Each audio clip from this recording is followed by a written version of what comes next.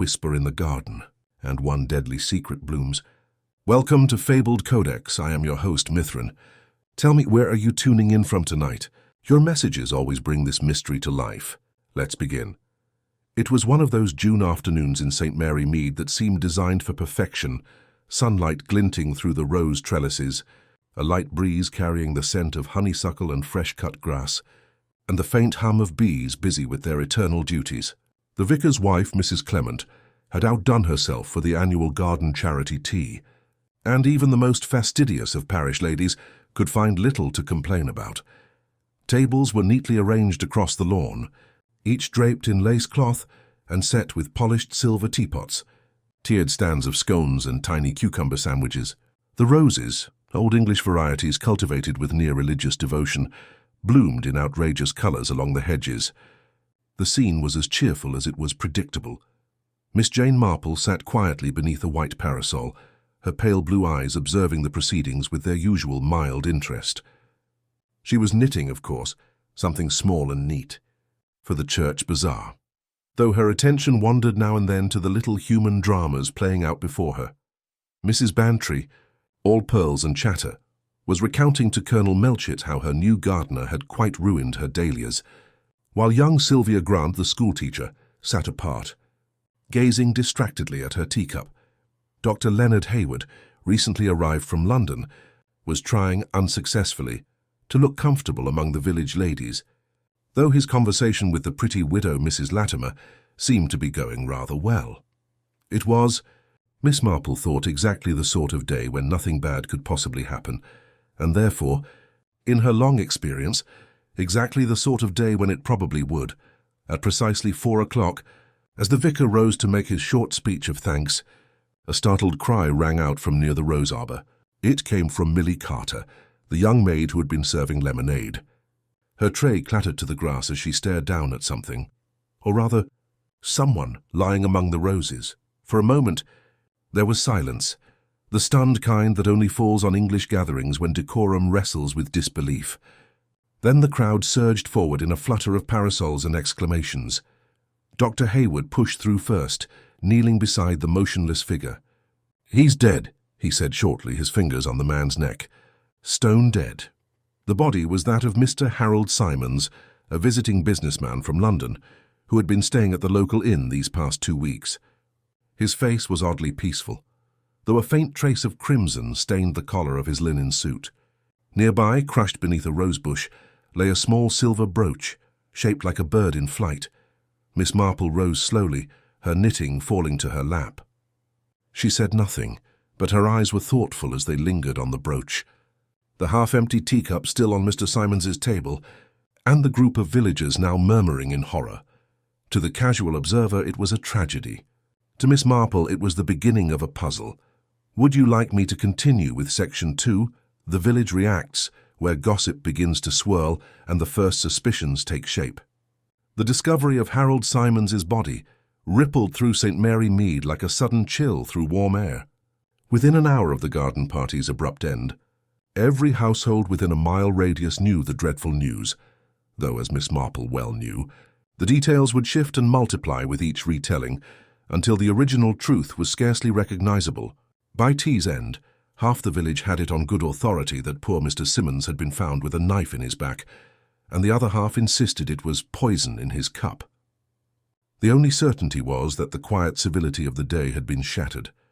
Back at her cottage on the lane, Miss Marple set her knitting aside, though not before finishing a row. She rarely hurried her thoughts. People, she believed, revealed themselves best when one took time to observe rather than act. As she watered her geraniums on the windowsill, she considered what she had seen. The shock in Millie Carter's eyes, the doctor's brisk competence, the widow's carefully concealed curiosity. Everyone had reacted precisely as expected, and that, perhaps, was what troubled her most. The police arrived before dusk, with Inspector Craddock in charge, a man Miss Marple knew to be both capable and occasionally too confident for his own good. By then, the garden at the vicarage was deserted except for the constables pacing about with notebooks and flashlights, and the roses, still lovely, still fragrant, though one patch near the arbor bore dark, trampled marks where the body had lain. Craddock stood beside the vicar's wife, his hat in hand, speaking in the slow, deliberate tone of a man accustomed to coaxing frightened witnesses. "And you say he'd been staying at the Crown and Anchor for about 2 weeks?" "Yes, Inspector," Mrs. Clement replied, dabbing at her eyes. "Such a pleasant man, always so polite. Said he was visiting for rest and quiet, poor soul. He seemed perfectly well at tea. He was sitting with Mrs. Latimer, I believe, when it happened. Miss Marple, standing nearby in the dusk, appeared to be looking at a rosebud. In truth, she was listening very closely. And where is Mrs. Latimer now?" Craddock asked. "She went home soon after it all. She was very distressed. Dr. Hayward insisted she should rest." "Ah, the doctor," said Craddock, making a note. "He confirmed death at the scene?" Miss Marple looked up mildly. "Oh, yes, quite promptly," she said in her soft, unassuming way. "Though I dare say poor Dr. Hayward was rather shocked himself. Such a thing, you know, for a young man not long come to the village. He mustn't have expected murder so soon after settling in." The inspector's expression flickered. "Murder? No one said that yet, Miss Marple." "No," she agreed gently, "but I suppose one might wonder. It isn't usual, is it, for a man to die suddenly among the roses unless he's been taken quite ill?" Yet Dr. Hayward said nothing of illness. Craddock regarded her with faint amusement. "You'll have your theories, I imagine. I've not forgotten the business with that painter last spring." "Oh, I hardly theorize," said Miss Marple modestly. "I merely notice little things. People are so very much alike everywhere, you know. It makes patterns ever so easy to spot." The inspector tipped his hat. "We'll see what the doctor's report says. Good evening, Miss Marple." When he was gone, she lingered a few minutes longer, her eyes moving from the rose arbor to the empty table where Mr. Simmons's teacup had rested. She remembered the brooch, the small silver bird, and how no one seemed to claim it. A curious thing that, a woman's trinket left beside a dead man, and yet not a word had been said of it since. By morning, St. Mary Mead was in full voice. The post office was buzzing. Miss Hartnell swore she'd seen Mr. Simmons arguing with the innkeeper the night before, while Mr. Tompkins, the butcher, declared he'd noticed him posting letters to London every other day. The milkman, whose route conveniently passed by Mrs. Latimer's cottage, reported seeing a man's shadow at her window 2 nights ago, though, naturally, he couldn't be sure it was Mr. Simons. At the village shop, Miss Marple bought her flour and sugar as usual, listening with the benign patience of one who expected nothing less than complete fiction from her neighbours. Yet beneath the chatter, she gleaned fragments that might one day matter. It was Mrs. Bantry who arrived first that afternoon, full of indignation and curiosity. "My dear Jane, I simply must know what you make of it. Harold Simmons dead at the vicarage. You can imagine what poor Dolly's going through. Everyone says it was his heart, but really, how could they know?" Miss Marple poured the tea with a steady hand. "He was quite young for a heart attack, I should think. Late 40s, perhaps. 45, so they say. A widower, apparently. But then, oh, you'll love this. I hear he wasn't visiting for rest at all. Someone told me he'd been looking into property here. Buying a house, and now this dreadful business. Dreadful business." Miss Marple smiled faintly. "Buying property in St. Mary Mead? That's odd. It's hardly the sort of place one invests in, unless one intends to live here, or knows someone who already does." Mrs. Bantry's eyes gleamed. "You don't suppose Mrs. Latimer, perhaps? They did seem rather close." "It's possible," Miss Marple said, "but people often mistake friendliness for affection, and affection in turn for something much deeper. Still, I wonder about that brooch." "Brooch? Yes, a silver bird found near the body. I should think the police have it now. It might tell a story if one knew whose it was." Mrs. Bantry leaned forward. "Do you suspect her, Jane?" "Suspect?" Miss Marple looked thoughtful. "No, not yet. But I find it interesting that Mrs. Latimer left so quickly. Some people flee from grief, others from guilt. It can be difficult to tell the difference at first. By the following day, the inquest confirmed what many already whispered. Mr. Simmons had died of poisoning. Traces of cyanide, the doctor said, almost certainly ingested with his tea. The teapot from which he'd been served contained no trace, but his individual cup had. Someone had tampered with it directly. Inspector Craddock, grim-faced, convened a small interview at the vicarage. Present were the vicar and his wife, Mrs. Latimer, Dr. Hayward, Millie Carter, and Miss Marple, whose invitation was perhaps Unofficial but not unwelcome. Let's start with the basics, Craddock began. Mr. Simons's cup was poured by Miss Carter. Yes, sir, said Milly nervously. I was serving at that table. Mrs. Latimer was with him and I poured for both. They were talking and I didn't listen, sir, of course not. And then I moved on. You noticed nothing unusual? No one near his cup after that? She shook her head. No, sir, except, well, Mrs. Latimer dropped her brooch, I think. I saw her bending down near the table just before Mr. Simmons went to the roses. All eyes turned toward the widow. Mrs. Latimer's face was pale but composed. Yes, she said calmly. I did drop it. It must have fallen when I took out my handkerchief. I picked it up and went to join Mrs. Clement for a moment. When I returned, Mr. Simons had gone. Craddock nodded. And you knew him well? Casually, she replied. We met at the inn. He was charming, perhaps too charming. He asked about cottages in the area, said he might buy one. Did he mention why? No, only that he wished to start anew, whatever that meant. The inspector tapped his pen against his notebook. Doctor, when you examined him, was there anything else? Any sign of struggle, perhaps? None at all, said Dr. Hayward. It was quick.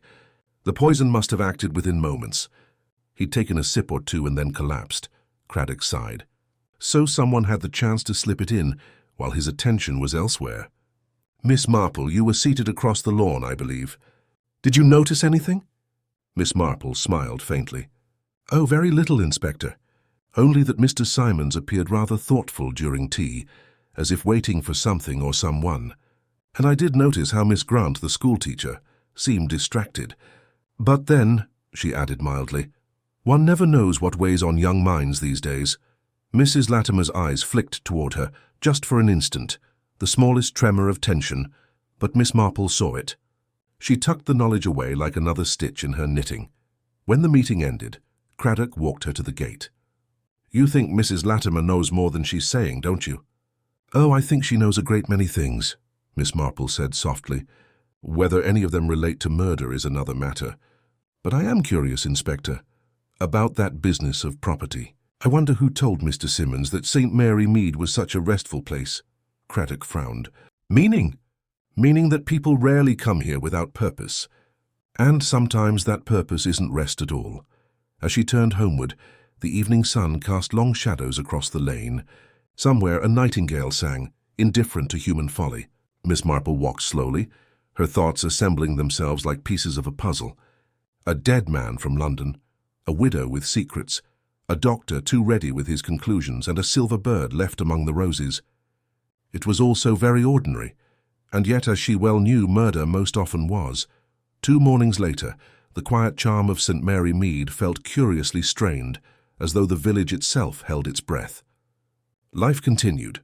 The milk was delivered, the post arrived, and Mrs. Price Ridley's dog barked at precisely the same hour. Yet beneath the rhythm of everyday life ran an unmistakable current of unease. The roses at the vicarage had already begun to bloom again, their petals fresh and soft, indifferent to the dark event that had taken place among them. But the villagers were not so easily restored. Every tea conversation, every passing greeting carried with it an edge of speculation, a flicker of fear. Miss Marple, for her part, appeared as calm and untroubled as ever. That morning she received her post, a single letter from her niece and a folded notice from the Women's Institute, and took her breakfast by the window. Outside, the street was already alive with whispers. She saw Mrs. Hartnell pause outside her gate to exchange remarks with Mr. Larch, the grocer. There was a distinct tilt of heads and an unmistakable pursing of lips. No doubt the discussion concerned Mrs. Latimer, whose absence from the village since the inquest had become the latest point of gossip. She had, according to rumour, gone to stay with an old school friend in Bath, a convenient retreat, Miss Marple thought, for someone who wished to avoid being questioned further. Later that morning, as Miss Marple crossed the green toward the post office, she saw Inspector Craddock emerging from the direction of the Crown and Anchor. He was reading from a notebook, his expression set and thoughtful. When he noticed her, he raised his hat politely, though there was the faintest hint of weariness about him. "Good morning, Miss Marple. I was just coming to see you, as it happens."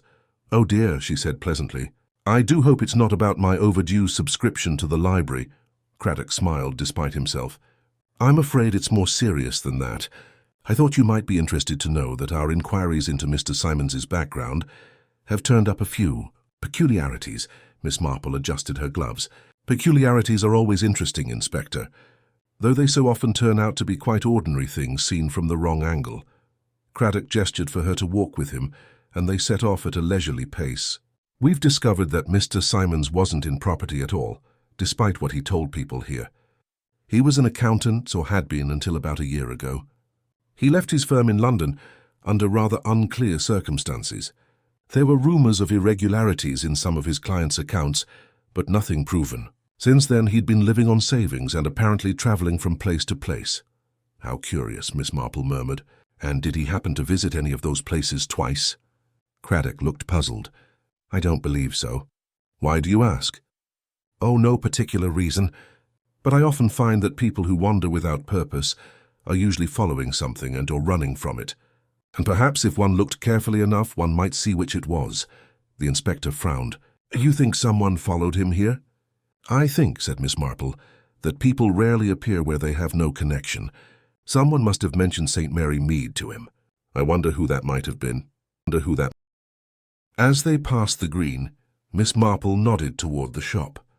If you'll forgive me, Inspector, I must pop in for some wool. You see, I'm knitting something for the hospital raffle, and it's impossible to think clearly about murder if one's run out of yarn. Craddock chuckled softly.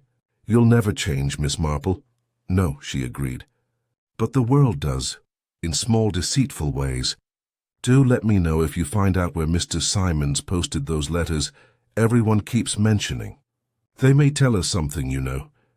Inside the shop the air was thick with the scent of soap and paraffin. Miss Perkins, the shopkeeper, looked up from behind the counter, her round face eager. Good morning, Miss Marple.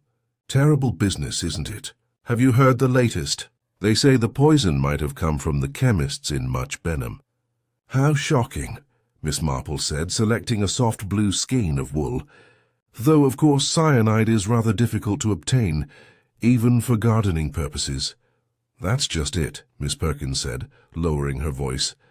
Apparently someone bought some under false pretenses, said it was for destroying wasp nests. The police are looking into it. Indeed, murmured Miss Marple. I wonder who in St. Mary Mead has been troubled by wasps recently. When she left the shop, she walked slowly homeward, the wool tucked neatly in her basket. It was a quiet lane, bordered by low hedges and small gardens. As she passed Dr. Hayward's house, she noticed the doctor himself in the front garden, trimming a hedge that didn't need trimming. His movements were brisk, almost forced, as though his thoughts were elsewhere. Miss Marple paused at the gate.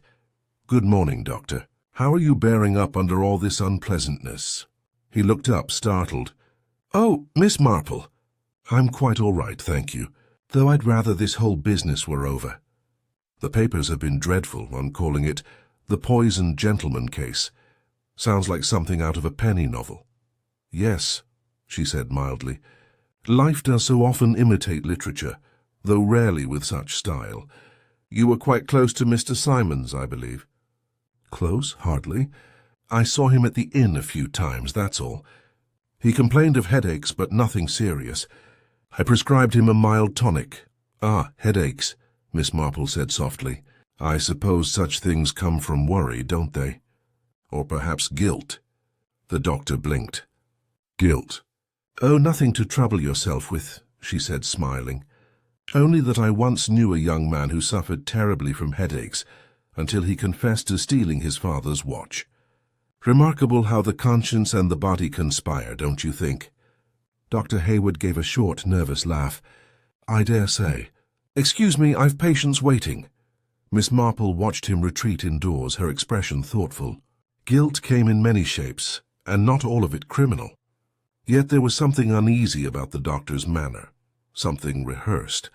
She made a small note to herself to ask about that tonic later. That afternoon the weather turned grey. Rain pattered softly on the window panes as Miss Marple sat by her fire, knitting and thinking. Her thoughts, like her needles, moved with quiet precision. The pieces were still scattered, but they were beginning to form a pattern. A man comes to St. Mary Mead under false pretenses. He meets a widow, charming, lonely, perhaps too trusting. He's poisoned and she flees. And somewhere in the background, a doctor, new to the village, oddly uneasy. Her reverie was interrupted by a knock at the door. It was Millie Carter, the maid from the vicarage, her face pale and anxious. "Oh, Miss Marple, I'm sorry to trouble you, but Mrs. Clement said I should tell someone sensible. I found something near the roses when I was tidying this morning." "Something?" Miss Marple repeated, rising. "What sort of something, my dear?" Millie hesitated, then opened her hand. In her palm lay a small crumpled scrap of paper, stiff from damp. The edges were torn, but the writing was still visible, part of a name, Latim. And beneath it, a single phrase, "Tuesday, 4 o'clock by the arbor." Miss Marple looked at it in silence for several moments. "And where exactly did you find this?" "Behind the bench, near where Mr. Simons fell. It must have blown there." Miss Marple took the paper gently, smoothing it on her palm. "Yes, I dare say it did. You were right to bring it to me, Millie. You've been very clever. Do you think it means something?" "Oh, quite a lot, I should imagine, but perhaps not in the way one might first assume." "Thank you, my dear. I'll see that it reaches Inspector Craddock." When Millie had gone, Miss Marple sat very still. The note was revealing, but also suspiciously convenient. Too convenient, perhaps. Feared could have been planted, meant to draw attention where it did not belong. And yet there was truth in it too, she sensed. Truth disguised as coincidence, the most dangerous kind of all.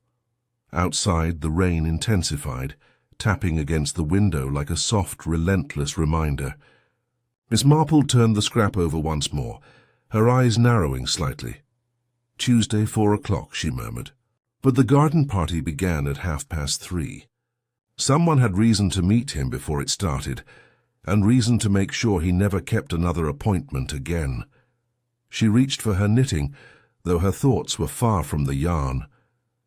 The pattern was growing clearer, the outlines of deceit, affection, and fear. Somewhere among her neighbors was someone clever enough to murder, but not clever enough to escape the notice of an elderly lady who knew far too much about human nature. The following day dawned misty and chill, the kind of morning that seemed to draw the color out of the world.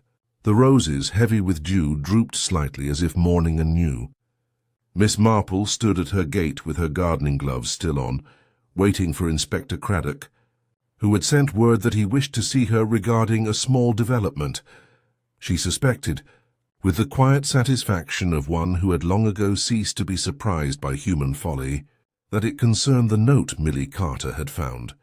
When the inspector arrived, his coat collar turned up against the damp. He carried an envelope sealed with official red wax. "Good morning, Miss Marple. I thought I'd better come myself. You always seem to find the most interesting bits of evidence before we do." "Oh, I wouldn't say that," she replied modestly. "I merely look where others don't think to. The ground, for instance. It's surprising what people drop when they're nervous." Craddock smiled wryly and handed her the envelope. "We had the handwriting examined. The note's genuine, written by Mr. Simons himself. We found several of his letters at the inn, and the hand matches exactly. It seems he arranged to meet Mrs. Latimer before the garden party began. We've confirmed she arrived about 20 minutes early that day. She claims it was to help Mrs. Clement set out the tables." Miss Marple's eyes glinted faintly. "How very considerate of her." "Indeed. But there's more. It seems the chemist in Much Benham remembers selling a small quantity of cyanide a week before the murder. To a man, not a woman. Gave his name as Harold Simons. Signed the register himself. Said it was for destroying garden pests." "Ah," Miss Marple said softly. "That is interesting. So the poison was purchased by the victim himself. It rather alters the picture, doesn't it?" "It does," the inspector agreed, his brow furrowed. "The question is, why would a man buy poison that ends up killing him? Suicide. Seems unlikely given the circumstances." "Very," said Miss Marple. "Men who mean to take their own lives rarely do so at garden parties, surrounded by acquaintances. It's quite inconvenient for everyone." Craddock gave a short laugh. "True enough. But it does open the possibility that someone used his own poison against him. Perhaps Mrs. Latimer knew of it. Or perhaps, said Miss Marple thoughtfully, someone else knew he had purchased it, and counted on that fact to misdirect suspicion. The inspector pocketed his notebook. You always see the edges of things, Miss Marple. I'll admit it keeps me on my toes. For what it's worth, we're bringing Mrs. Latimer back from Bath for further questioning. I should think that's wise, she replied. Do be kind to her, though. Guilty or not, she's a woman accustomed to admiration, not accusation. Such women tend to say foolish things when frightened. Craddock tipped his hat. I'll keep that in mind. Good day to you. After he left, Miss Marple remained by her gate a few moments longer, watching the mist lift slowly from the hedgerows. The revelation about the poison troubled her. Harold Simmons, it seemed, had come prepared for something or someone long before his death. But had he feared another, or planned harm himself? She returned to her cottage, where the kettle was already beginning to whistle. Over tea, she took out her notebook, a small faded thing with pressed flowers between the pages, and wrote a few words. Cyanide. Purchased by victim. Intended use uncertain. Beneath that she added, Mrs. Latimer, early arrival, Dr. Hayward, evasive. Miss Grantham, distracted motives. Money, love, fear. She had just finished her tea when the doorbell rang. It was Miss Sylvia Grant, the schoolteacher, pale and flustered, her gloved hands twisting nervously around a small parcel. I do beg your pardon, Miss Marple, she began. I shouldn't bother you, but I don't know who else to speak to. The police are so dreadfully intimidating. Come in, my dear, Miss Marple said kindly. There's nothing that can't be eased by a cup of tea and a bit of sense. Sylvia allowed herself to be guided to the fireside chair. When she spoke again, her voice trembled. It's about Mr. Simmons. You see, I knew him. A little better than I let on. He used to call at the school, said he was interested in donating books for the children, but then he began visiting rather often, too often, and once, so I'm ashamed to say it, he asked me to help him post a letter. It was addressed to a solicitor in London. He said it was about a trust. A trust, Miss Marple repeated, her tone mild. And did you happen to notice the name of the solicitor? Yes, a Mr. Henry Clayworth. I remember because he made some joke about it. Said a man with Clay in his name was bound to be down to earth. I thought it a little silly at the time. Miss Marple smiled faintly. Men often are when they wish to appear charming. Sylvia hesitated, then opened the parcel she carried. Inside was a folded document, faintly smudged. He must have slipped this into one of the school's donation envelopes by mistake. I found it after he died. I didn't know what to do with it, but I couldn't throw it away. It seemed important. Miss Marple unfolded the paper and read it carefully. It was a letter, typed and unsigned, but bearing Mr. Simmons's name at the top. The words were curt and businesslike. Re Latimer Trust, 1928, new claimant identified. Supporting documents to follow. Meeting arranged for Tuesday, 4 o'clock. She looked up slowly. My dear, this is indeed important. You've done quite right to bring it to me. May I keep it for the inspector? Sylvia nodded, relief flooding her face. Of course. I don't want to be mixed up in anything dreadful. I only hope Mrs. Latimer isn't in trouble. She was always so kind to me when my father died. Yes, said Miss Marple softly. Kindness is sometimes the most dangerous of virtues. When Sylvia had gone, Miss Marple sat for a long while, the letter before her. A trust. Dating from 1928, the Latimer name again. A new claimant, and a meeting scheduled for the very hour of the murder. Coincidences, she thought, were simply truths waiting to be uncovered. By late afternoon, the rain had stopped, leaving the air fresh and cool. Miss Marple walked to the vicarage, her shawl wrapped tightly around her shoulders. She found Mrs. Clement in the drawing-room, surrounded by a pile of sympathy cards. Dear Miss Marple, the vicar's wife sighed, I can't think how you remain so composed. I haven't slept properly in days. I find a bit of knitting helps, Miss Marple said gently. and keeping one's mind occupied. Tell me, my dear, did you ever hear Mrs. Latimer mention any family trust? Something to do with her late husband, perhaps? Mrs. Clement frowned. Now you mention it, yes. Some complicated business about an inheritance. There was a quarrel over it years ago. I believe Mrs. Latimer's husband was accused of mismanaging funds. She rarely speaks of it, poor thing. Miss Marple nodded. Quite so.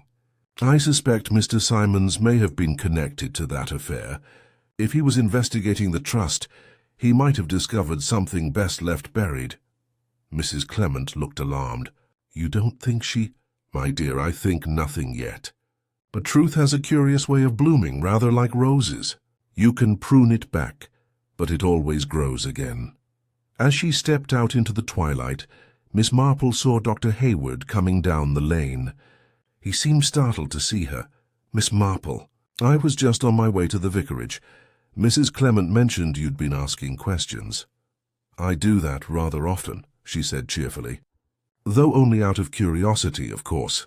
He hesitated, then blurted, This whole thing, it's a wretched mess. If there's anything you know, anything that could clear Mrs. Latimer, you must tell the inspector. Oh, I shall, said Miss Marple. But first, Doctor, perhaps you might tell me why your name appears on Mr. Simmons's prescription bottles from London, dated 3 months before you ever came to St. Mary Mead. For a moment, he went perfectly still. The mist drifted between them and the silence stretched taut as wire. I did some work in London before moving here, he stammered. Locum duties. I suppose he might have been one of my patients. I'd forgotten. Miss Marple's expression was kind, but her eyes were sharp. One forgets many things, Doctor, but not, I think, the faces of men who later turn up dead on one's doorstep. She left him standing there, pale beneath the street lamp, and walked slowly home. The village was quiet, the air thick with the scent of damp earth and roses. By the time she reached her gate, her mind had settled into calm certainty. The past and present were intertwining threads in a single tapestry: deceit, inheritance, fear, and a poison that might have changed hands more than once.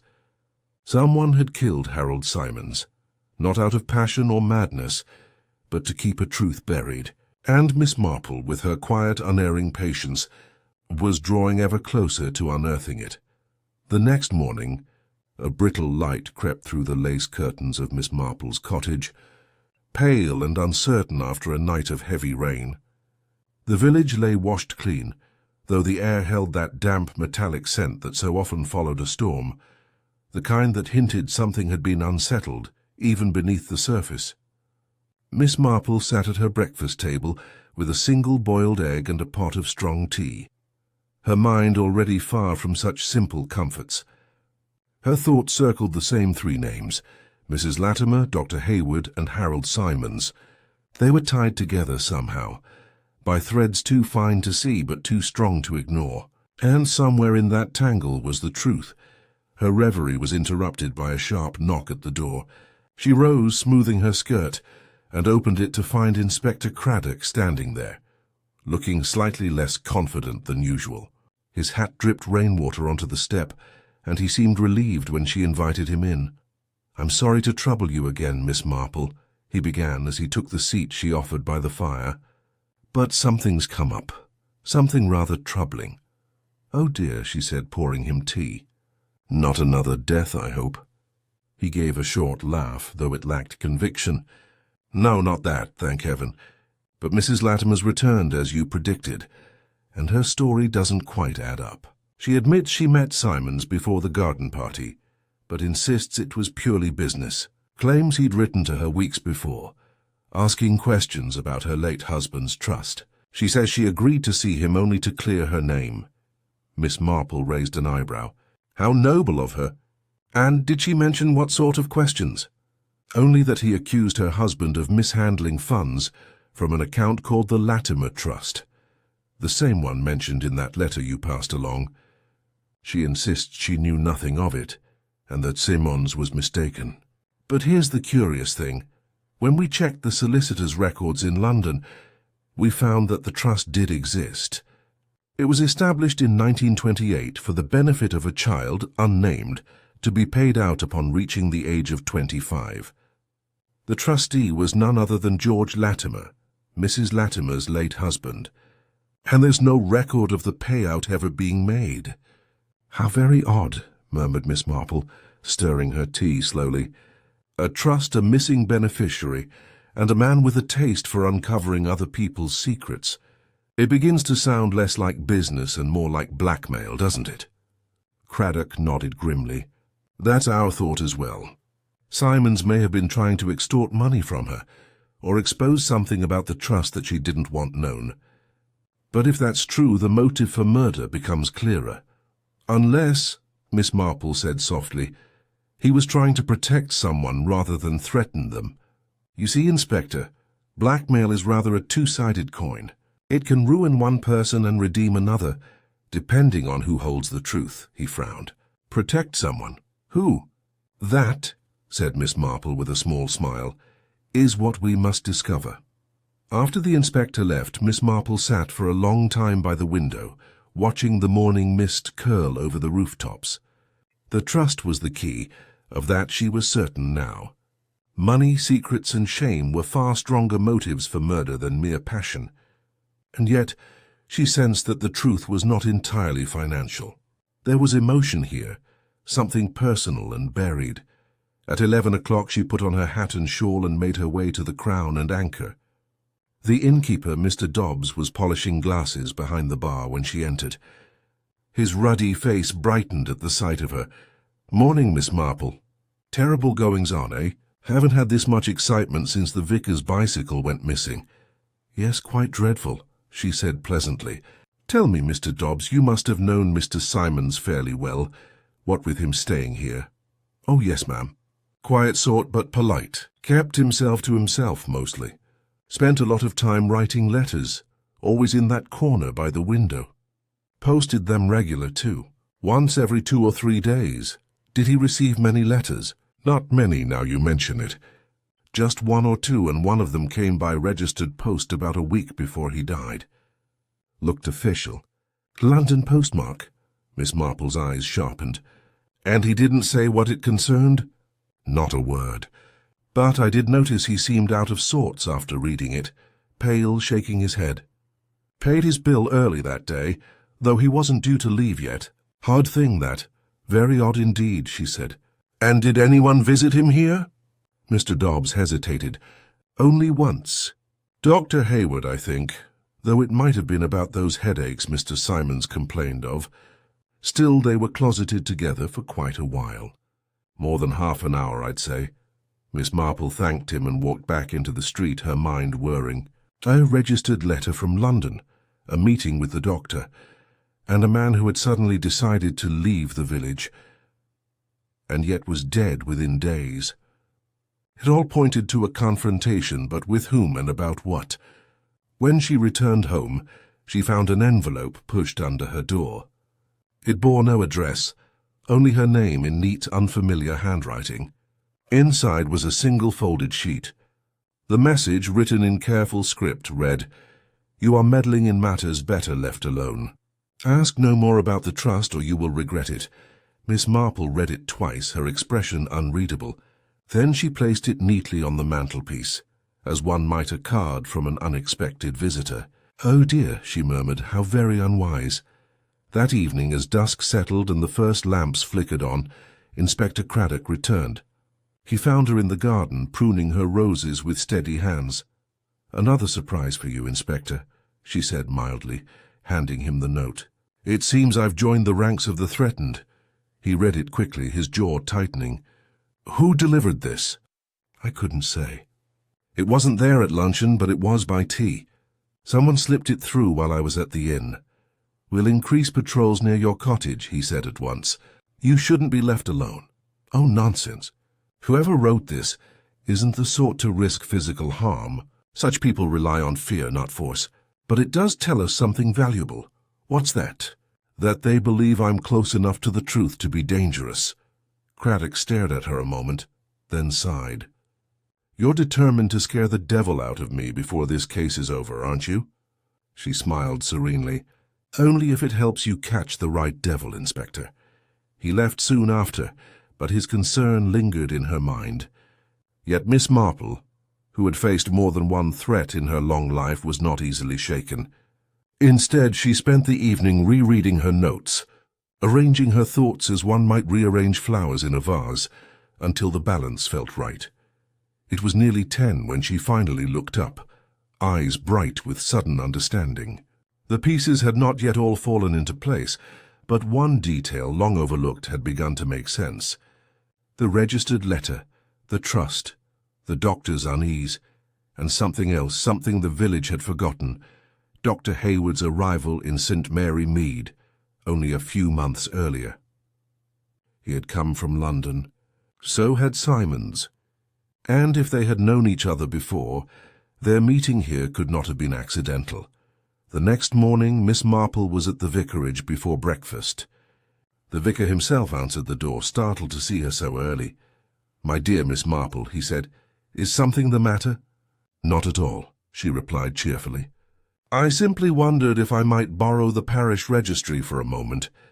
I recall that when Dr. Hayward first came, there was some mention of his references being from the London Medical Bureau. I'd like to check the dates, if you don't mind." The vicar, too kind to refuse, fetched the file. She examined the entries carefully, her eyes narrowing slightly. "Just as I thought," she murmured. His references were dated in February. The same week Harold Simons left his post in London. How very neat. She thanked the vicar and stepped out into the crisp morning air, her heart steady, her thoughts sharper than ever. The story was almost complete now. All that remained was to draw out the truth, gently, patiently, as one might coax a frightened bird from a hedge. And in that moment, as she looked down the quiet lane toward the doctor's house, Miss Marple knew that before another day passed, she would have her answer. Miss Marple left the vicarage with her mind settled and her steps deliberate, the morning light sharpening into something bright and cool. The village had resumed its routines, but there was an unnatural order to it now, as though everyone were pretending too hard that life had returned to normal. Even the birdsong seemed careful, rehearsed. She walked slowly down the lane toward the high street, her eyes half-lidded, the way they always were when her mind was busy with something far beyond the reach of sight. Dr. Hayward's name on those prescription bottles lingered in her mind like a thorn she couldn't quite dislodge. The date of his London reference matching Simons's departure, that was no coincidence. She had seen too much of life to believe in convenient timing. Still, what connected the doctor to the trust? Surely he had no personal stake in a fund created nearly 20 years ago. Yet people were often drawn into the sins of others, sometimes through greed, sometimes through love, and most often through fear. When she reached the post office, Miss Marple stopped to collect her letters. Mrs. Hartnell was already there, of course, presiding over the counter gossip with a grim sort of pleasure. "Terrible business, isn't it, Miss Marple?" she said, her eyes gleaming. "I hear the police have brought Mrs. Latimer back from Bath. Some say she's confessed already." "Oh, I doubt that very much," said Miss Marple gently. "People rarely confess when they think they can still be believed innocent. And Mrs. Latimer, I think, believes in her innocence quite firmly." Mrs. Hartnell sniffed. "Well, I don't trust widows who look too well fed and too well dressed. It always means they've got something up their sleeve." Miss Marple smiled faintly.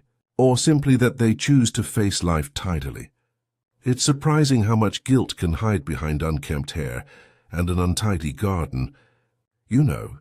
The remark silenced Mrs. Hartnell long enough for Miss Marple to pay for her stamps and retreat with her small packet of letters. She had no interest in gossip for gossip's sake. What she sought were patterns, and the more people spoke, the more those patterns revealed themselves. Back at her cottage, she placed her letters neatly on the table and went straight to her telephone.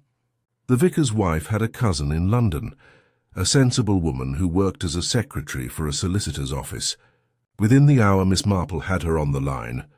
"Margaret, dear, forgive me for intruding," she began sweetly. "I wonder if your office might know of a Mr. Henry Clayworth, a solicitor who once handled the Latimer Trust, established in 1928. "Oh, you do? How clever of you.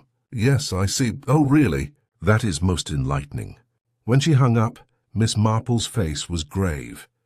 Clayworth's firm had indeed managed the Latimer Trust, but according to their records, the original beneficiary had been the illegitimate child of George Latimer, born to a woman named Alice Hayward. The name had been quietly omitted from local memory, but it could not have been coincidence that the current Dr. Hayward had shared it. Blood had a way of resurfacing, no matter how carefully it was buried. It was nearly evening when Inspector Craddock returned, summoned by a brief, polite note from Miss Marple. He found her waiting with tea already poured, her manner as calm as a nurse awaiting a patient she knew would be difficult, but necessary. "You found something," he said, not even bothering to sit before speaking. "Yes," she said softly. "I rather think I have. And it explains quite a lot, though not yet everything. Go on." Mr. Simons was not merely an accountant inspector. He was a man who had spent years tracing mismanaged trusts and forgotten inheritances. In his search he stumbled upon the Latimer Trust and discovered that the rightful heir, a child born out of wedlock to George Latimer and a Miss Alice Hayward, was still alive. That heir, I believe, is none other than our Dr. Leonard Hayward. Craddock blinked. "Good Lord, you're certain?" "As certain as one can be without proof. The dates align, as do the names. The doctor came to St. Mary Mead just as Simmons left his London post. I think Simons found the heir and confronted him. Perhaps with noble intentions, perhaps not. Either way, Dr. Hayward had much to lose if the truth came out. The Latimer name carries money, Inspector, and Mrs. Latimer herself would hardly relish knowing that her late husband's indiscretion had left an heir." Craddock paced slowly before the hearth. "So you're suggesting the doctor killed Simons to keep the secret buried?" "Possibly, but not for the reason you think. I do not believe he killed out of greed. He has the look of a man who fears disgrace more than poverty. I imagine he came here hoping to confront Mrs. Latimer privately, to claim what was lawfully his, perhaps, but quietly. Then Simons arrived with his letters and his threats. The doctor's past caught up with him." Craddock frowned. "And Mrs. Latimer, where does she fit in?" "Ah," Miss Marple said, pouring more tea. "That is the delicate part. I believe she knew of the child long ago. Women always know such things. Perhaps she even pitied him, which might explain why she took the doctor into her confidence after he settled here. It's quite possible she invited him to St. Mary Mead under the pretext of a position, perhaps even to make peace with the past. But peace, I'm afraid, is rarely made without casualties." The inspector rubbed his chin. "You think they conspired?" "No," she said, her voice thoughtful. "I think she pitied him, and he, poor man, misunderstood that pity for love. Then Simons threatened to expose everything. It was not Mrs. Latimer who had reason to kill. It was the man who stood to lose his very name." Craddock exhaled slowly. "Then the poison. He could have slipped it into Simons's cup himself while pretending to examine the man's pulse." "Quite so. Remember, Dr. Hayward was first to reach the body. It would have been the simplest thing in the world to retrieve the teacup or tamper with the scene before anyone noticed." Craddock looked grim. "I'll need more than speculation, but if what you're saying is true, it fits every loose thread we've had. We'll bring him in for questioning." "I would advise caution," Miss Marple said quietly. "He is a desperate man now, and desperation, like poison, acts quickly once it takes hold." After he left, Miss Marple remained seated by the fire, her knitting untouched in her lap. The evening deepened around her cottage, the air thick with the scent of rain and roses. She felt a faint sorrow as she thought of the doctor, so young still, and yet already trapped by the consequences of a past he had not chosen but could not escape. The next morning dawned with unexpected stillness. A heavy fog hung over the village, muffling every sound. Miss Marple was trimming her rose bushes when a constable hurried up the lane. "Beg pardon, Miss Marple," he said breathlessly. "Inspector Craddock sent me. There's been a development. Dr. Hayward's gone missing. Left a note on his desk at the surgery and took his motor car. They think he might be heading toward the old quarry road." Miss Marple's heart tightened, though her expression did not change. She set down her shears carefully. "Tell the inspector not to waste time following him," she said. "If I'm not mistaken, he won't get far." She walked back into her cottage, her mind turning over every detail.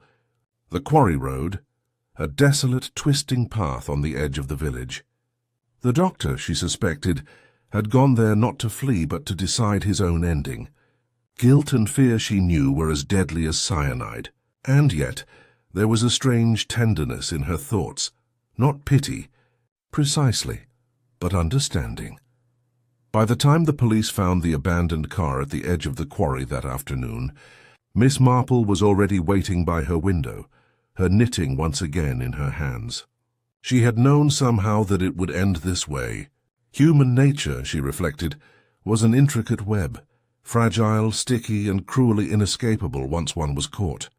And, like the roses she so carefully tended, it bloomed most fiercely in the shadow of tragedy. The fog had not yet lifted when word spread that Dr. Hayward's car had been found at the edge of the quarry. It was half submerged in bramble and mud, as though it had rolled there quietly, deliberately, not in panic but in grim resolution.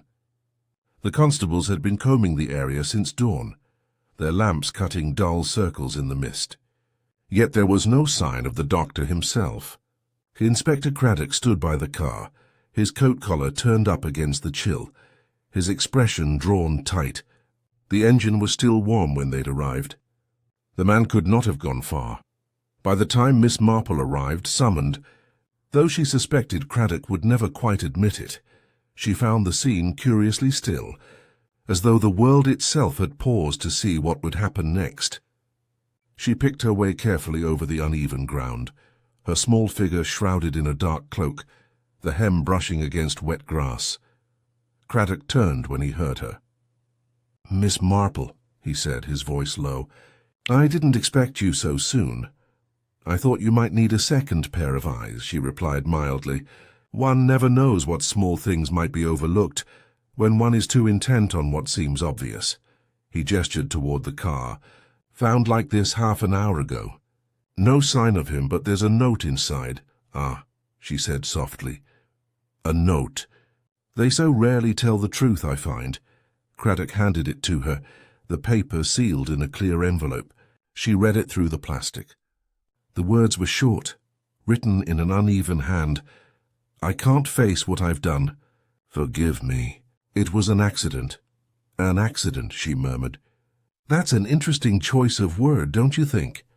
It implies remorse but not intention. Yet poison doesn't administer itself by mistake." Craddock sighed. "We'll keep searching the quarry. There's deep water further down. He may have, well, yes," she said gently, sparing him the word. "Men who've lost everything often find the water comforting. It ends questions." As the search went on, Miss Marple lingered by the car. There was mud on the driver's side, heavy tread marks leading back toward the lane but no footprints going away from it. That struck her immediately. She bent down, examining the ground with the calm precision of someone counting stitches. Then she straightened. "Inspector," she said quietly, "I don't think Dr. Hayward ever left this car on his own." Craddock frowned. "You think someone helped him?" "Helped, yes, but not kindly. The mud on the left side is fresh, but the right is dry. And look, the brake isn't engaged. If he'd parked himself, the car would have rolled sooner. I believe someone staged this scene, perhaps to make it look like a suicide. But if so, we must ask, who benefits from his disappearance?" Craddock rubbed his temple. "You're saying he might have been murdered too?" "I'm saying," she replied softly, "that human nature is rarely content with one tragedy when it can have two." They searched until dusk, but found no trace of the doctor. Only a torn scrap of his coat caught on the fence, and the empty vial of cyanide from his medical bag. It was enough for the coroner to suggest he'd taken his own life. But Miss Marple was not so easily persuaded.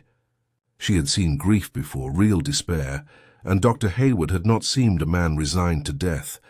Frightened, yes. Tormented, certainly, but despair was quiet, not hurried. His actions, she thought, had been driven by something else entirely. That evening, back in her sitting room, she found herself restless. Her knitting lay untouched beside her as she stared into the fire. Outside, the rain had returned, light but steady, tapping against the glass like an impatient visitor. She replayed her conversation with Craddock, the doctor's trembling denial days before, and the mysterious threat left on her doorstep. Someone in the village still had much to lose, and if Dr. Hayward was indeed dead, that someone might already be preparing to disappear as well. At 8:30, there came another knock at her door. This time it was Mrs. Latimer.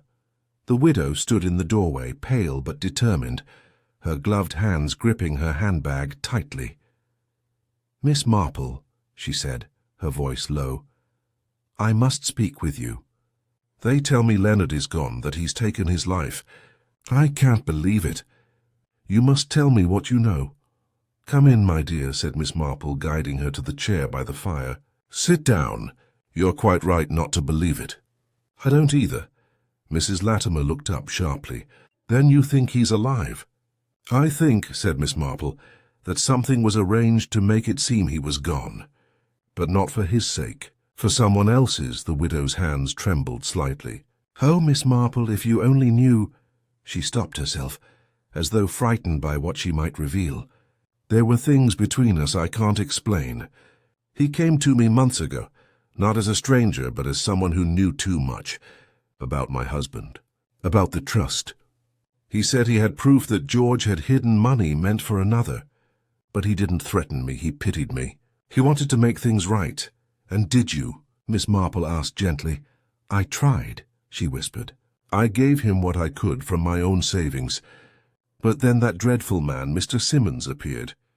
He said he could expose everything unless I paid him too. Leonard was furious. He told me to leave it to him, that he'd take care of it. I never saw Simons alive again." Miss Marple listened in silence, her eyes on the flickering firelight. "And after the murder? He came to me that night. He was wild, terrified. Said he hadn't meant to do it, that it had all gone wrong. I begged him to tell the police, but he said it was too late. He left before morning. I thought he'd gone back to London. And now they say he's dead." Miss Marple's knitting needles clicked softly in the quiet that followed. "Mrs. Latimer," she said at last, "when a man says something went wrong, he often means not that he failed, but that someone else changed the plan.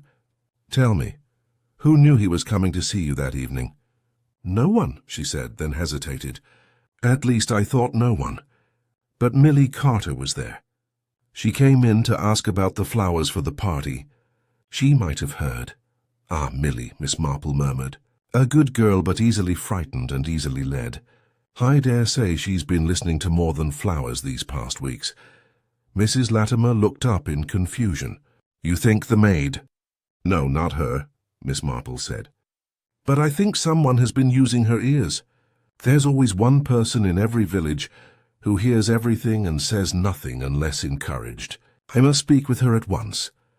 By the time Mrs. Latimer left, the rain had stopped, leaving the village wrapped in a deep, uneasy quiet. Miss Marple fetched her shawl and set off toward the vicarage, where Millie lodged in the servants' rooms. The girl was there, pale and nervous, her eyes darting like a startled bird's. "Miss Marple," she gasped when the old lady appeared at her door. "I didn't do anything wrong, I swear. I only told what I knew."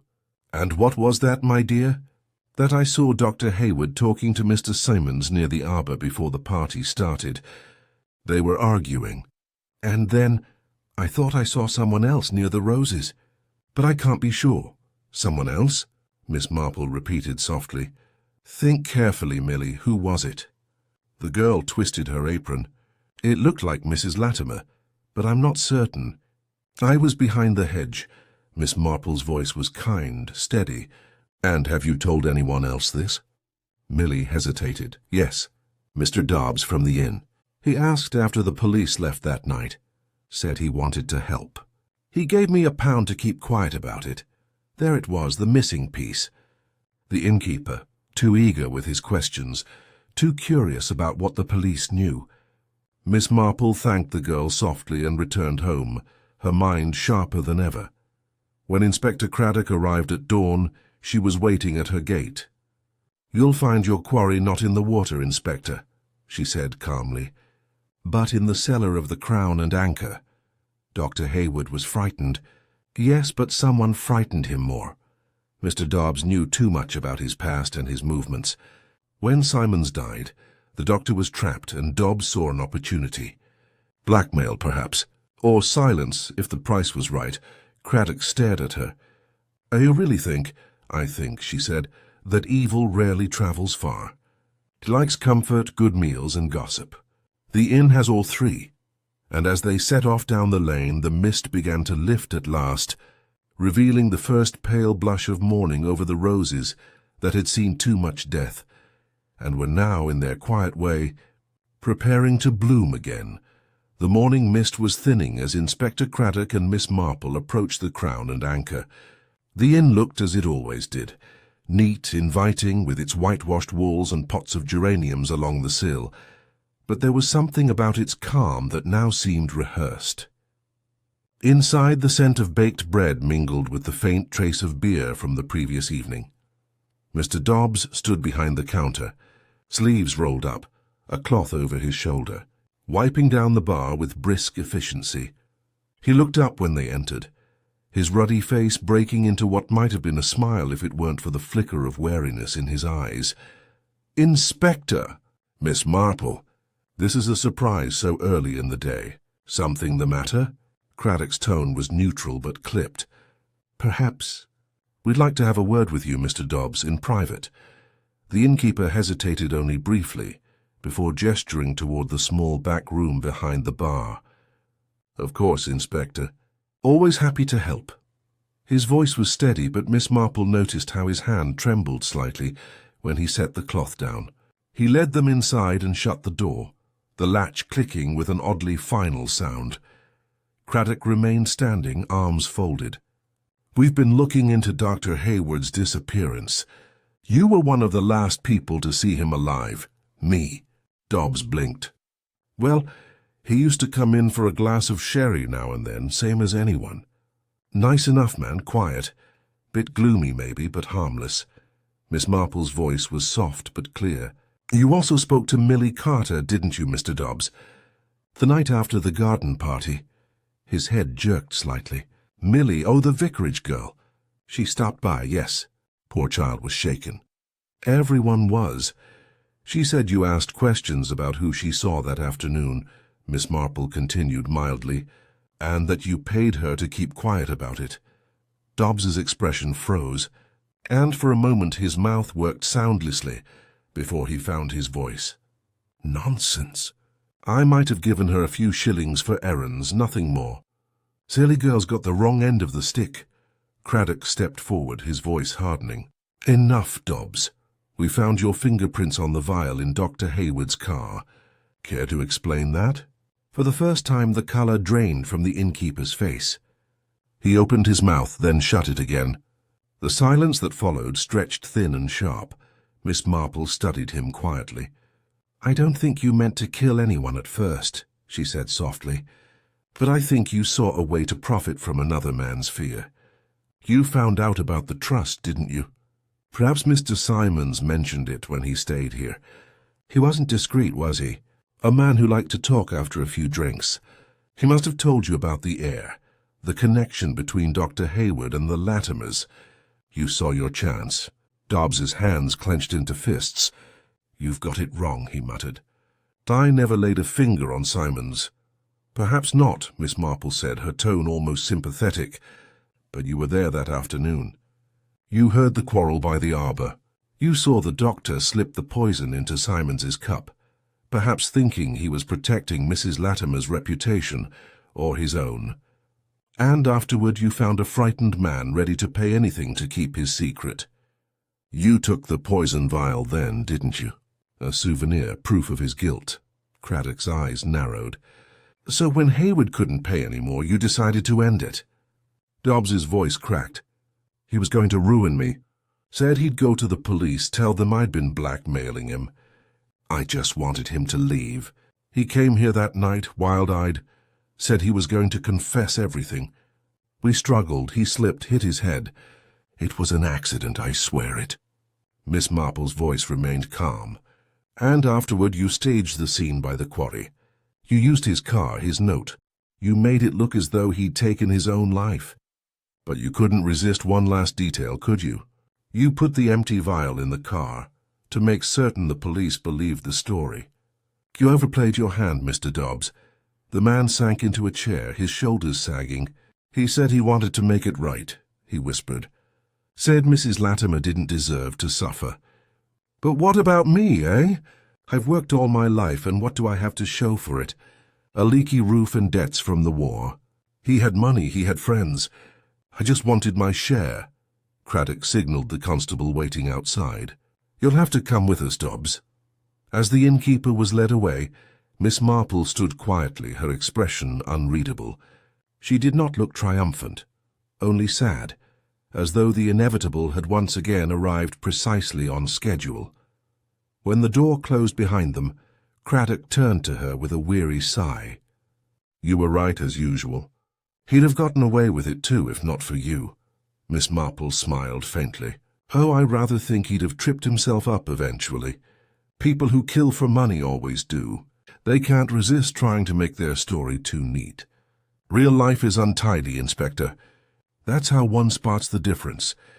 They left the inn together, the morning now brightening into reluctant sunlight. The fog was gone, and the village was slowly stirring. Milk carts on the lane, children walking to school, the distant toll of the church bell marking the hour. To any outsider, St. Mary Mead looked perfectly peaceful again, though Miss Marple knew better. Peace, she thought, was often just a polite disguise for silence. Later that afternoon, after giving her statement, she returned home. The little cottage seemed unusually quiet. She sat by the window with her knitting, the rhythmic click of her needles the only sound. Through the glass she could see the garden, the roses gleaming in the pale sun, the same roses beneath which a man had died. It was strange how beauty and cruelty so often grew side by side, sharing the same soil. Her thoughts drifted back to Dr. Hayward. "An accident," he had written in his note. And perhaps in a way it had been. Not the act itself, but the chain of choices leading to it. She thought of Mrs. Latimer, graceful, sorrowful, forever trapped in the shadow of her husband's past, and of poor Milly, who would now bear her own quiet guilt for the things she had seen and said. That evening, Inspector Craddock called once more to tell her the details. They had found Dr. Hayward's body, after all, hidden beneath the root of an old oak near the quarry, a shallow grave hurriedly dug. There was no doubt now of what had happened. The case, as he put it, was closed. "Closed," Miss Marple repeated softly after he left. She looked down at her hands folded neatly in her lap. "Yes, I suppose it is, though I never quite believe in such tidy endings." The next day the newspapers called it the Rose Arbor murder. They wrote of tragedy and greed, of betrayal and guilt, all wrapped up in the genteel folds of an English village. But they never mentioned the quiet persistence of an old woman who had seen through every lie by the simple act of listening. Life in St. Mary Mead soon resumed its tranquil rhythm. The villagers spoke less of death and more of summer fetes and harvest bazaars.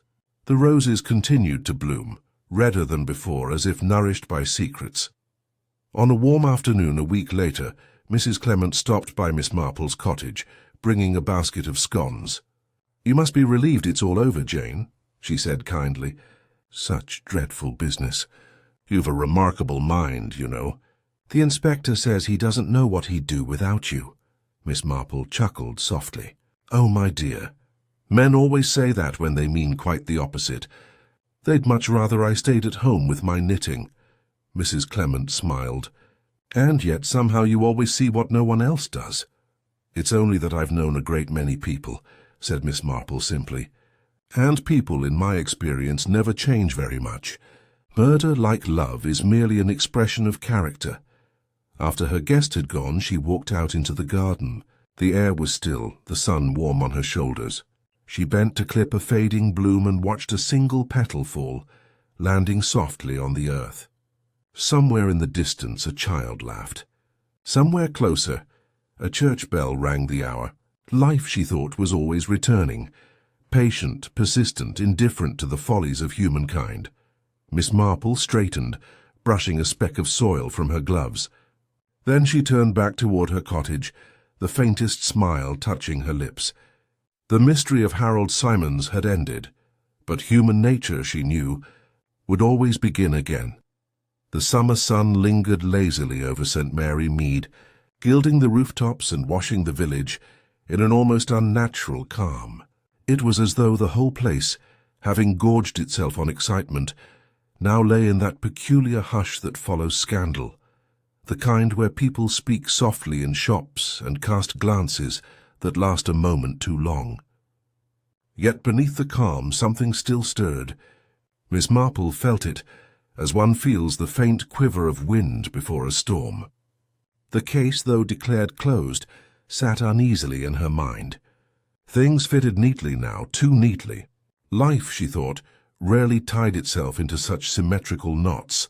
That afternoon, she sat in her garden trimming the last of the lavender when Inspector Craddock appeared once more. Hat in hand, his brow creased in the familiar look of reluctant respect. "Miss Marple," he said, "I've come to thank you again and to confess something if you'll hear me out." "Of course, Inspector," she said pleasantly, motioning toward a chair. "I find confessions rather invigorating, provided they're not my own." He smiled, sitting down. "We've wrapped up the paperwork. Dobbs is in custody, the coroner's satisfied, and the villagers are already turning their attention to the harvest fair. And yet—" he hesitated. "There's something that doesn't sit right. You said it yourself, that the poison, the quarrel, the doctor's death, it all seemed too tidy." Miss Marple's needles stilled in her lap. "Ah, so you feel it too," Craddock nodded. "I keep thinking about that note found in Hayward's car. It said it was an accident. You thought it strange. So did I, but what if he didn't write it at all?" "Go on," said Miss Marple softly. "We checked the paper and ink. They matched what was in his surgery, no surprise there, but the handwriting was only approximately his. I had it looked at again by one of our experts. He says it's good enough to fool most, but not exact. Certain loops are off, certain strokes too heavy. He's convinced it was forged." Miss Marple's lips curved slightly, though her eyes remained thoughtful. "Forged, yes. That would explain a good deal." Craddock leaned forward. "I keep asking myself why Dobbs would go to the trouble of writing a suicide note when he could have left the car and body to tell the story. He was clever in a clumsy way, not refined enough to consider handwriting analysis.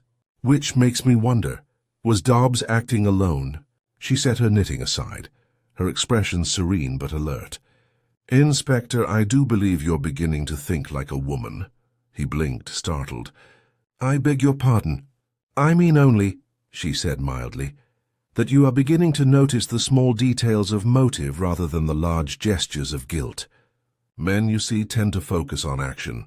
But murder is almost never about the act. It's about the feeling behind it." Craddock frowned.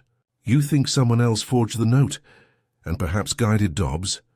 "I think," she said quietly, "that Dobbs may have been a pawn in a game too subtle for him to understand. Someone who knew his weaknesses, his debts, and his temper. Someone who needed him to take the blame." He sat back slowly. "Mrs. Latimer?" "Possibly," said Miss Marple, though she did not sound convinced. "Or someone close to her.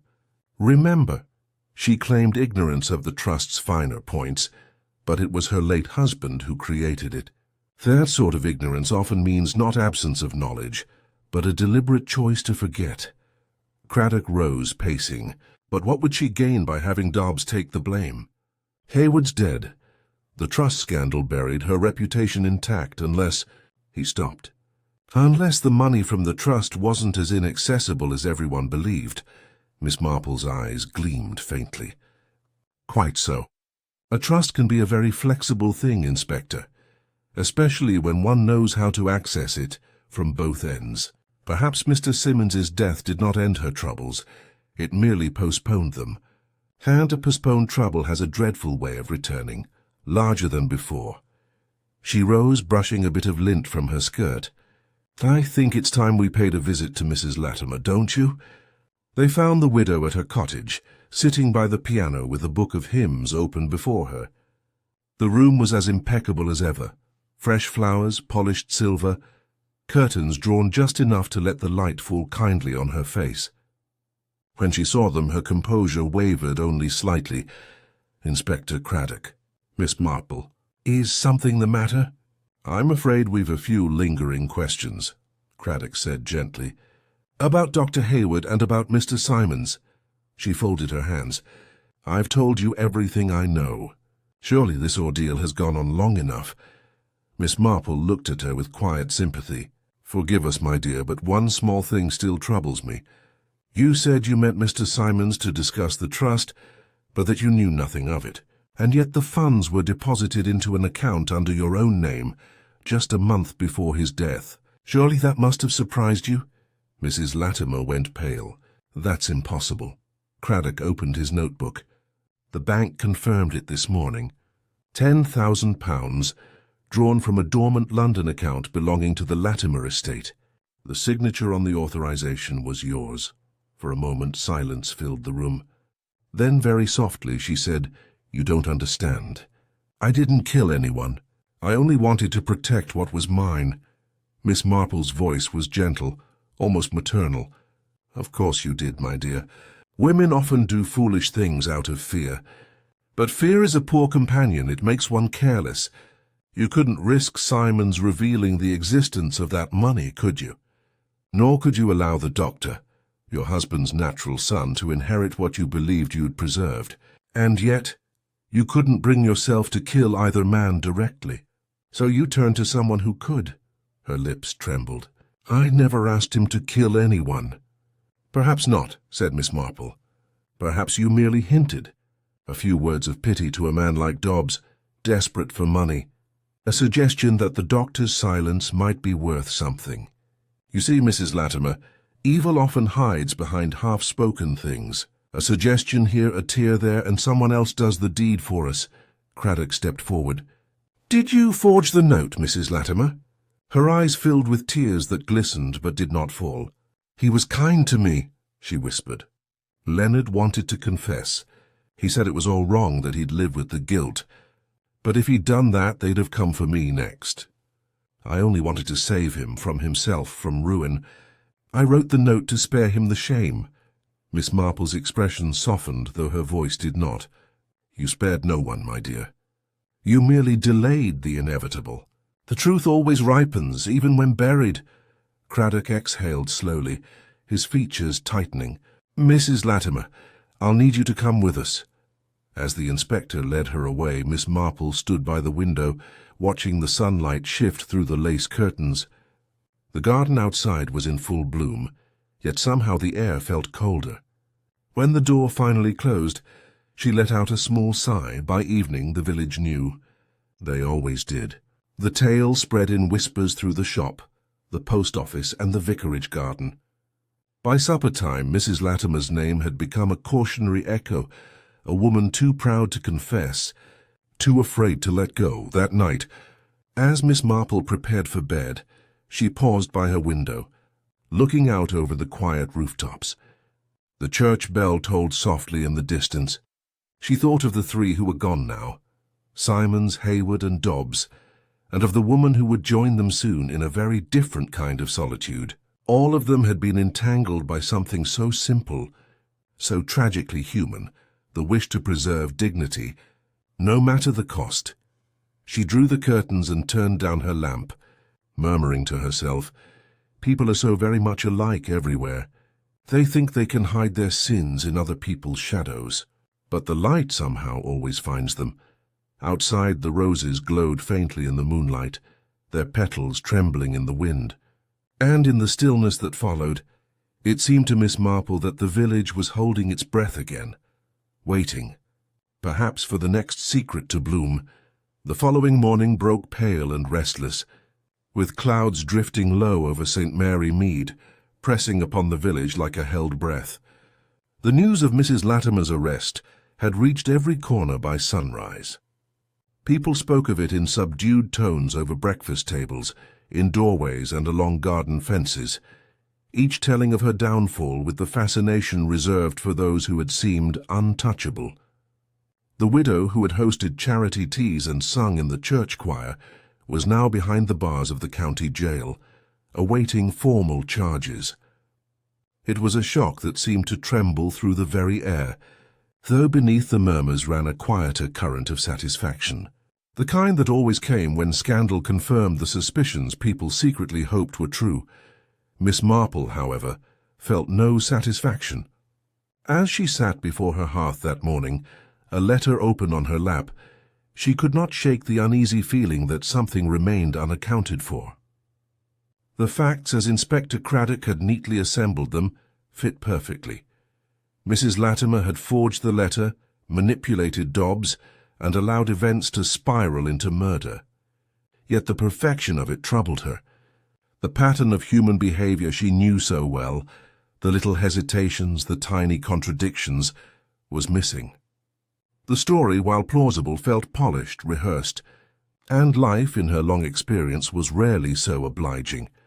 The letter she held came from Mrs. Latimer herself, written the previous night from her cell. It was a strange mixture of defiance and despair, as if the woman could not decide whether to justify her actions or beg forgiveness. One sentence caught Miss Marple's attention. "You must believe, dear Miss Marple, that I never meant to harm Leonard. I was only trying to protect the truth, not hide it." It was that phrase, protect the truth, that stayed with her. Why not hide the truth if she were guilty? Protection implied preservation, not deceit. And then, beneath the ink, a faint blot, an accidental smudge where her hand had trembled. Miss Marple's sharp eyes caught the irregular mark, not a spill of emotion, but a deliberate attempt to cover a line that had been written and then scratched out. She held the page closer to the firelight, and slowly the faint indentation revealed itself. He said the papers were still in the safe. The safe. Not my safe nor the bank's safe, but the safe. A single article, singular and deliberate. Miss Marple's mind began to weave the threads. If there were papers Simons had spoken of, papers still hidden, then the story was not yet done. She rose immediately, tying her shawl about her shoulders, and made her way down the lane toward the Crown and Anchor. The inn was nearly deserted. Only old Mr. Kemp sat by the hearth nursing his morning ale, while a new boy, pale and nervous, barely 16, swept the floor. Miss Marple greeted him with her usual gentle warmth and inquired after the new arrangements. "They've kept the back room locked since Mr. Dobbs was taken away," the boy said. "The inspector said it'd be searched again, but no one's come yet." "Ah," she murmured. "Then perhaps it's best someone checks it before the police forget altogether. You see, dear, Mr. Dobbs wasn't a man to trust the authorities with his business. He kept things close, far too close." The boy hesitated, but one look from her, kind but firm, was enough. He fetched the key and followed her down the narrow corridor to the back room. The air inside was stale, still holding the faint scent of tobacco and dust. The room was simple: a desk, a few shelves, a locked cabinet, and in the corner, half hidden beneath a tattered curtain, the iron door of an old safe. Miss Marple moved toward it, her eyes scanning every detail. "Does anyone else have a key, my dear?" "Only Mr. Dobbs did. The inspector forced it last week, but said it was empty." "Empty," she repeated softly, bending closer. The iron was cold beneath her fingertips, but the thin layer of dust told a different story. There were fresh smudges near the hinges, recent, deliberate. "It's a curious thing," she said, "how people forget to look beneath what they've already found." She knelt, feeling along the lower edge of the door until her fingers brushed a narrow ridge, almost imperceptible, a false panel. With the edge of her knitting needle, she pried gently, and with a soft click a shallow compartment slid open at the base. Inside, wrapped in oilcloth, lay a thin packet of papers. The boy gasped. "Lord, Miss Marple, what is it?" "Something," she said, rising carefully, "that should have been seen but wasn't." Within the packet were a series of letters, some in Simons's bold hand, others in an unfamiliar angular script. The first confirmed what she already knew. Simons had discovered the mismanagement of the Latimer Trust and intended to expose it. But the later ones, written to him, not by him, were more damning. They bore no signature, only the initials HS, and spoke not of blackmail but of restitution. The writer claimed to have been cheated out of his inheritance and begged Simons's help in reclaiming what was rightfully his. Miss Marple's pulse quickened. HS. Harold Simmons. But that made no sense. Why would he write to himself? Unless, of course, someone else had used his initials deliberately to mislead. And then, as her eyes traced the final letter, dated just 2 days before the murder, understanding dawned with a cold, precise clarity. The handwriting, though disguised, bore the unmistakable slant and flourish she had seen before. It was Mrs. Latimer's. She stood quite still, the letters trembling faintly in her hand. The truth was at once simple and terrible. Mrs. Latimer had not only forged the suicide note, she had orchestrated the entire sequence. She had written to Simons as though she were another claimant, pretending to be the long-lost heir. By doing so, she drew him back to St. Mary Mead under the pretense of settlement. When he arrived expecting to meet the mysterious HS, he found only Mrs. Latimer, and the realization that he had been deceived. But what Mrs. Latimer had not foreseen was Dr. Hayward's presence. He had learned of Simons's visit and gone to confront him himself, perhaps to protect her. What happened next, the argument, the poisoning, the panic, had been the tragic unraveling of her carefully spun web. Miss Marple knew what she must do. She gathered the letters, wrapped them once more, and returned to her cottage. By the time she reached home, Craddock was already waiting. Having received word from the station, "You found something," he said the moment she entered. "I have," she replied simply, handing him the packet. "The final piece, I think. Mrs. Latimer's guilt runs deeper than we thought, but also more foolishly. She believed she could rewrite her own story, and like most people who do, she only succeeded in revealing her hand." Craddock skimmed the first letter, his eyes widening. So she lured Simons here herself, using the very initials he'd once signed. And when he discovered her deception, she silenced him, Miss Marple finished quietly, and afterward she tried to bury her sin beneath others. Poor Dr. Hayward was her shield, and when that shield cracked, she let him fall. It's remarkable, isn't it, how often love and cowardice look the same. Craddock looked up, weary but respectful. "I don't know how you do it, Miss Marple. Every time I think the case is over, you find another layer beneath it." She smiled faintly. "It isn't layers, Inspector, it's people. They're always more complicated than they appear. And the moment one forgets that, one starts believing in tidy endings." By late afternoon, the sun broke through the clouds, casting a pale gold across the village. Craddock left to deliver the final evidence to the magistrate, and Miss Marple sat alone once more, her garden awash in the soft scent of roses. The mystery at last had closed upon itself, not with drama or triumph, but with the quiet inevitability of truth. She thought again of Mrs. Latimer, once proud, now broken, and of all those who had been drawn into her deception. There was no satisfaction in it, only a familiar melancholy. Human hearts, she mused, were like the gardens she tended. Beautiful, yes, but full of hidden thorns. As the evening shadows lengthened, she took up her knitting again, the soft click of her needles steady and sure.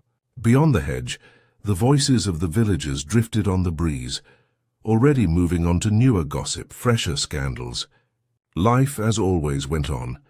Miss Marple smiled faintly to herself, her eyes glinting with the quiet wisdom of one who had seen too much and judged too little. "People," she murmured, "are dreadfully fond of pretending they've learned their lesson. But they never really do.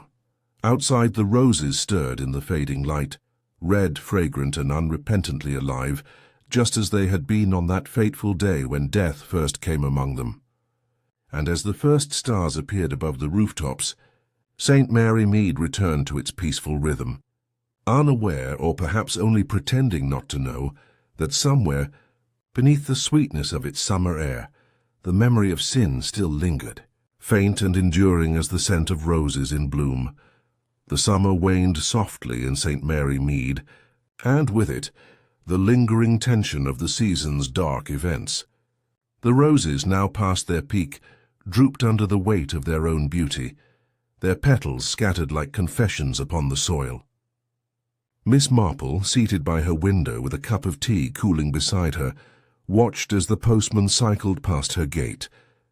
The village had returned to its old rhythm, children skipping rope, hens scratching in the dust, and ladies once more discussing recipes instead of motives. Yet beneath the surface, the faint echo of what had happened still trembled, as though the ground remembered every footstep that had crossed it in deceit. Inspector Craddock arrived that afternoon, looking both older and relieved. He had come, as always, without ceremony, but with a certain quiet gratitude in his step. Miss Marple ushered him in with her usual warmth, offering tea and a plate of shortbread. He accepted both, though it was clear his mind was occupied. "It's all settled now," he said after a moment. "Mrs. Latimer has confessed in full. The letters you found were enough to unravel the rest. She admitted to forging the correspondence with Simons, to luring him here under false pretenses, and to slipping the poison into his cup when he threatened exposure. Dobbs's death, she claims, was never her intention, but she knew what he had done and let him take the blame for all. It's over, Miss Marple." She nodded slowly, stirring her tea, though she had already added sugar. "Over, yes, though I dare say it will take the village a very long time to forget. We have a most selective memory here, Inspector. Sharp for scandal, short for compassion." Craddock gave a wry smile. "You're not wrong. I think most people are just relieved it wasn't one of their own." Miss Marple looked at him gently. "Oh, but it was one of their own. Mrs. Latimer may have come from elsewhere once, but she grew roots here. She attended church, gave to the charities, gossiped at the shop just like everyone else. Evil doesn't always arrive in a stranger's carriage, Inspector. It grows quietly in the same soil as decency. It just needs a bit of fear and opportunity to bloom." He considered that, his expression thoughtful. "You make it sound almost inevitable." "Not inevitable," she said softly. "Merely human." They sat in silence for a while, the clock ticking gently between them. When Craddock finally rose to leave, he hesitated at the door. "Do you ever tire of being right, Miss Marple?" Her smile was faint but kind. "Goodness, no. I much prefer to be wrong. It's always so much more pleasant." He laughed, tipped his hat, and departed down the lane, his figure soon swallowed by the sunlight. When he was gone, Miss Marple turned her gaze back to the window. The garden outside shimmered in the late afternoon glow. A robin hopped along the stone path, bold and untroubled. Everything, it seemed, was returning to its natural order. Yet Miss Marple knew that order was always temporary, fragile like the thread of her knitting, easily snapped by one careless pull. She thought of Mrs. Latimer, once admired, now infamous. The woman's greatest crime, Miss Marple reflected, was not murder but pride. Pride had kept her from confession, from mercy, from trust. And pride, in the end, had undone her as surely as any poison. It was always pride that made people think they could control the consequences of their lies. Miss Marple set down her cup and rose, crossing to her writing desk. She opened a small drawer and took out a worn notebook, the one she kept for her own quiet observations. Turning to a fresh page, she wrote in her delicate script, "People deceive for 3 reasons: love, greed, or fear. But when one disguises itself as another, tragedy follows.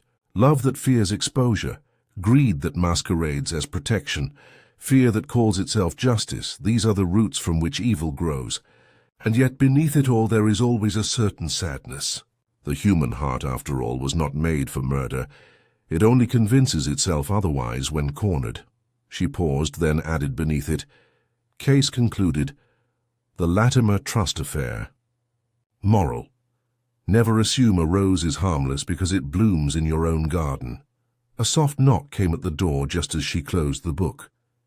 It was Mrs. Clement, the vicar's wife, holding a parcel wrapped in brown paper. "Jane, dear, I've brought you some of the new preserves. You've looked so tired of late." "How kind of you," Miss Marple said, taking the parcel with genuine warmth. "I must come in for a moment," Mrs. Clement did, settling into the chair opposite the fire. "The village feels so strange without her," she said quietly. "I keep thinking of all the teas and charity bazaars. It's dreadful what happened, but I can't help pitying her. She seemed so lonely at the end." "Yes," Miss Marple murmured. "Loneliness does dreadful things to people. It makes them talk too much or not at all. Both can be dangerous." They spoke a little longer about roses and weather and the upcoming bazaar, and when Mrs. Clement finally left, the twilight had deepened into a lavender dusk. Miss Marple lit a lamp, its glow soft against the fading light, and returned to her knitting. Outside, the village had settled once more into the gentle rhythm of evening. Lamps glowed in cottage windows.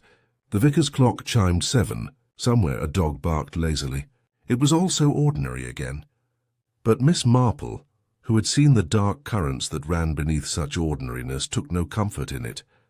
She merely accepted it, as one accepts the way the seasons turn, knowing that beneath every bloom lies the memory of decay. A knock came again, softer this time. When she opened the door, she found Millie Carter standing there, shy and uncertain, her eyes red from crying.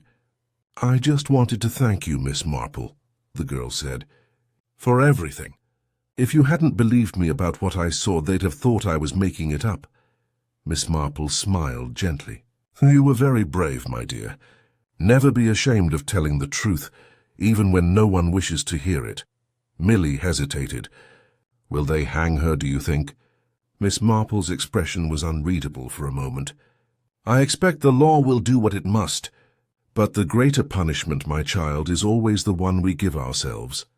The girl nodded and went on her way, her small figure fading into the twilight. Miss Marple closed the door softly, the faintest sigh escaping her lips. Then she returned once more to her chair, to her needles, to the rhythm of creation after destruction. The yarn looped and twined between her fingers, pattern forming from chaos just as it always did. The fire burned low, casting flickers of gold upon the walls.